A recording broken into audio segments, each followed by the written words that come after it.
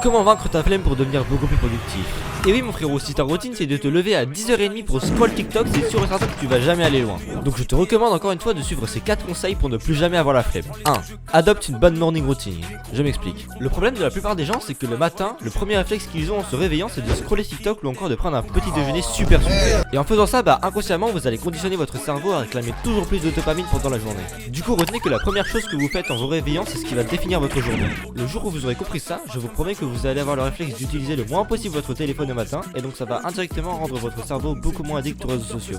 2. Faites du sport. Bon, j'avoue que ce conseil est peut-être un peu cliché, mais je le dis quand même parce qu'il y a encore plein de gens en big 2025 qui ne font aucun sport. Alors qu'en plus les frérots, vous n'avez aucune excuse. Et je vous vois ceux qui disent qu'ils n'ont jamais le temps. Il vous suffit d'aller voir votre temps d'écran quotidien sur Insta ou TikTok et de l'utiliser pour faire du sport à la place. Et puis pas besoin de 2 heures par jour, t'as juste à aller sur YouTube et de regarder un entraînement à la maison de Thibaut Chef qui dure littéralement 20 minutes pour être en bonne forme. Et oui, au début ça va être compliqué, mais à long terme vous allez voir une réelle différence sur votre motivation. 3. Avoir des objectifs. Bah oui, c'est bien d'être motivé et en forme, mais si t'as aucun objectif, ta motivation va juste te servir à rien.